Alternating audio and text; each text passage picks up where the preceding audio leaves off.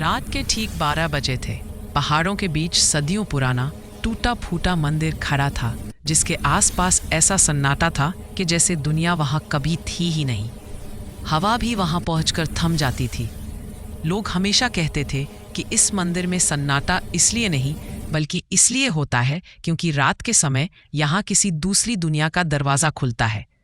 रिया आज पहली बार उस मंदिर तक अकेले पहुंच गई थी।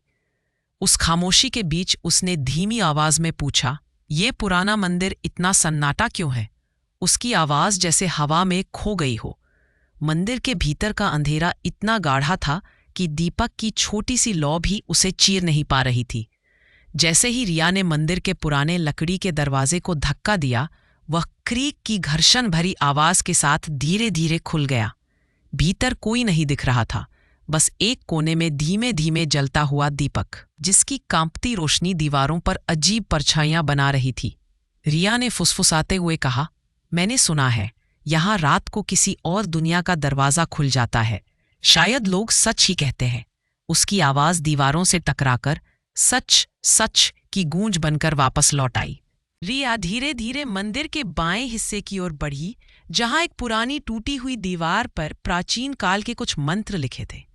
कई लकीरें समय के साथ मिट चुकी थीं, पर उस दीवार में कुछ अजीब था। वो हल्की हल्की चमक रही थी, जैसे अंदर से कोई रोशनी बाहर निकलने की कोशिश कर रही हो। रिया ने घबराकर कहा, "वापस चलना चाहिए, ये दीवार तो चमक रही है।" पर तभी पूरे मंदिर में हवा जैसे अचानक रुक गई।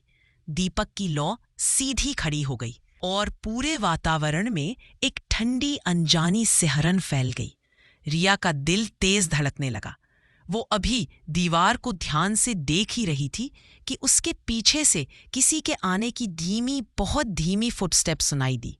वे कदम रिया की तरफ बढ़ रहे थे, पर उसने हिम्मत नहीं की पलटकर देखने की। कदम और करीब और उसके बिल्कुल पीछे आकर रुक गए। रिया ने कांपते हुए पलटकर देखा।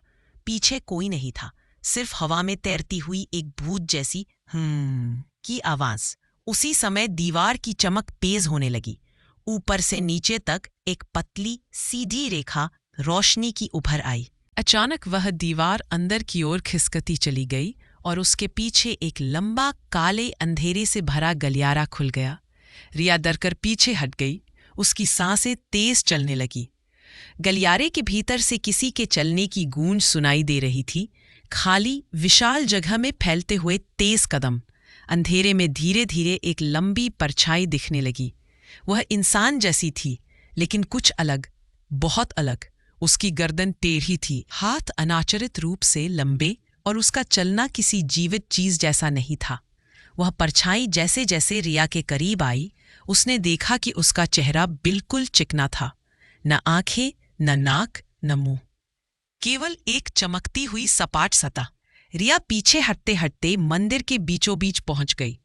वह परछाई आगे बढ़कर लगभग बाहर आने ही वाली थी कि अचानक गलियारे का गहरा अंधेरा उसे अपनी ओर खींचने लगा।